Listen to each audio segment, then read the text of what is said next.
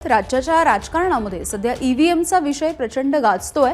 विधानसभा निवडणुकीमध्ये महायुतीला मिळालेले यश हे ईव्हीएम घोटाळ्याचं यश आहे असा महाविकास आघाडीच्या अनेक नेत्यांचा आरोप आहे। तर दुसरीकडे भाजपचे श्रीगोंदा विधानसभा मतदारसंघाचे विद्यमान आमदार विक्रमसिंह पाचपुते यांनी ईव्हीएम मध्ये घोटाळा निघाला तर मी थेट माझ्या आमदारकीचा राजीनामा देईन असं म्हटलंय आणि ईव्हीएमचं समर्थन केलंय। प्रत्येक मशीनवरती जर आपण पाहिलं तर त्या ठिकाणी पोलिंग बूथ एजंटच्या सह्या असतात।